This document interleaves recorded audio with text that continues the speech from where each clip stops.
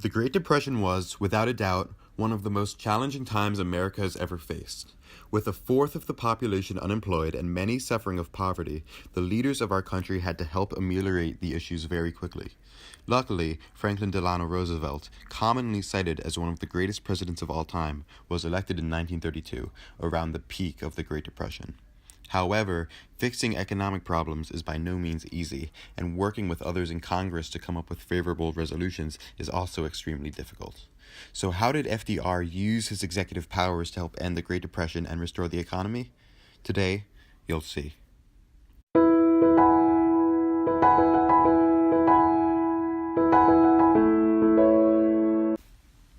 The Great Depression began during the stock market crash in October 1929. The 1920s were a period with a very strong economy, and everyone from bankers to common folk invested their money into stocks. The price of stocks at that point seemed to only go up, which led to them eventually being overvalued and priced far above where they should actually be.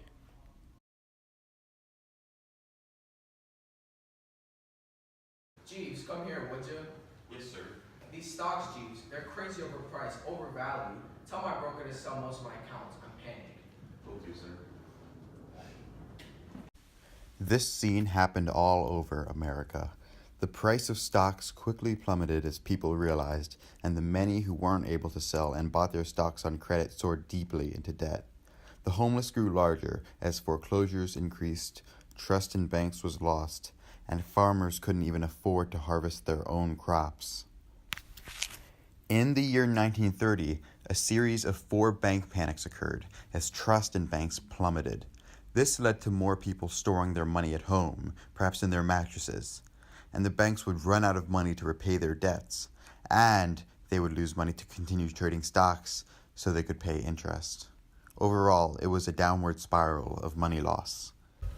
Although the agriculture economy was already failing in the 1920s, the situation continued to grow worse. The Dust Bowl was occurring in the Midwest, which were a series of intense dust storms that rendered many crops useless. This was caused because of poor farming practices. As of 1930, 4 million Americans were looking for work. In 1931, that number turned up to 6 million. The president during this period, Herbert Hoover, hardly helped. By the time of FDR's inauguration in 1933, all remaining U.S. banks were forced to close, and the government couldn't even afford to pay its own employees in certain departments of it. One of FDR's most unique qualities was his ability to connect with people. He was famous for his fireside chats, which were radio talks which he described what was going on in current politics with the Depression and Congress. This helped connect with people and perhaps made them feel less uncertain about the current situation.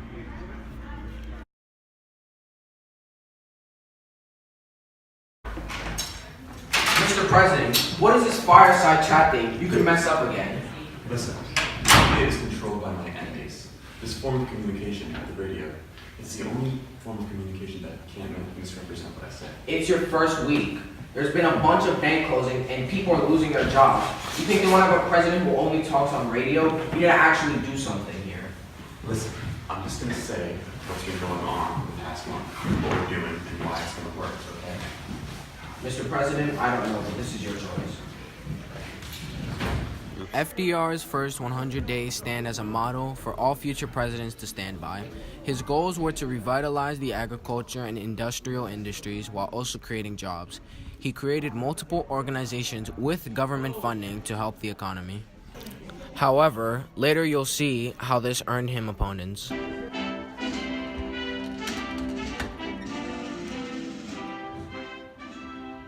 Mr. President, I have a question. Ladies and gentlemen, please be quiet. The president has some words to speak about. Okay, well, there's 3 organizations I'm going to go over today. First is the Federal Deposit Insurance Corporation, or the FDIC. Mr. President, what's the FDIC? Well, the FDIC will protect the money that people deposit into their bank accounts, so this will help restore people's trust in banks. Next is the Securities and Exchange Commission, or the SEC. Mr. President, what's the SEC? Now, the SEC, that's going to make sure that this can't happen again. It'll regulate the markets and prevent things as insider trading so no one has an unfair advantage in these situations. Now, we all know the Tennessee Valley region needs some help, so I've created the Tennessee Valley Authority, or the TVA, that is Mr. President, what's the TVA? Keep the interruption down, please. Thank you. Well, the TVA, we will hire people to help build dams to control the flooding situation and hopefully use those dams to provide hydroelectric power for the region. Finally, we're starting the Works Progress Administration, or the WPA. What's the WPA? Well, simply described, this is a jobs program, and we hope to employ more than 8 million people in the next couple of years. Those are all the words I have for today. Thank you, and God bless America.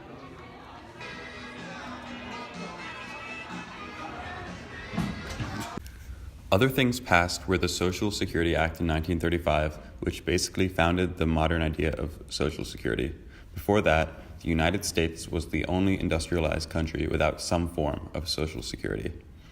It gives those who retire, those with disabilities, and simply those unemployed monthly checks to help them survive. The Great Depression hardships had fueled the rise of extremist political movements in various European countries, most notably that of Adolf Hitler's Nazi regime in Germany. German aggression led to war breaking out in Europe in 1939, and the WPA turned its attention to strengthening the military infrastructure of the United States, even as the country maintained its neutrality.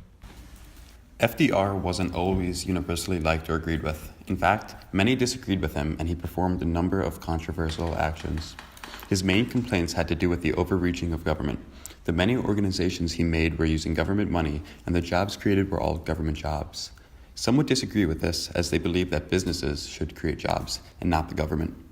His biggest controversy had to do with this issue called court packing.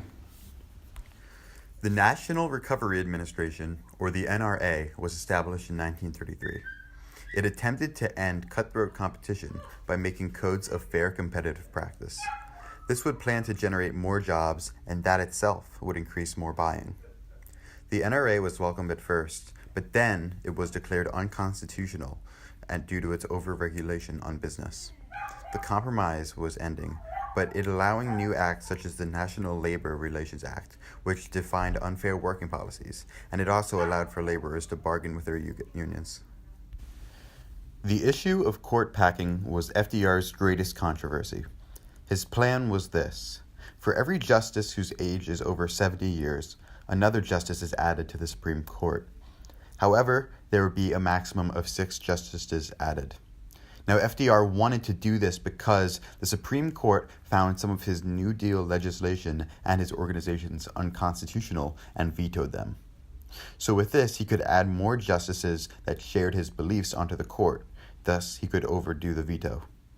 FDR was heavily criticized for this, and nearly every scholar agrees that this is unconstitutional and unfair. His enemies used it as proof of his overstepping of government boundaries, in fact. But this does show a positive trait of FDR, which was that he was determined to get his New Deal legislation passed, which is still an admirable trait.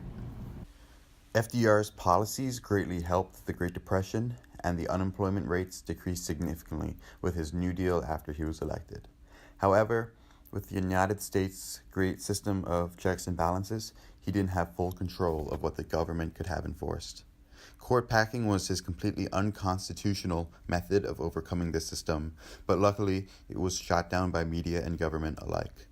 His presidency perfectly represents the American system of lawmaking with conflict and compromise. Many of his New Deal policies were vetoed by the Supreme Court, so he had to find somewhere in between where he could really make a change. FDR went to serve 2 more terms from 1938 to 1945, when he died of polio before his term could end. Of course, World War II and the production necessary to fight it was what really ended the Great Depression. FDR's influence remains undeniable to this day.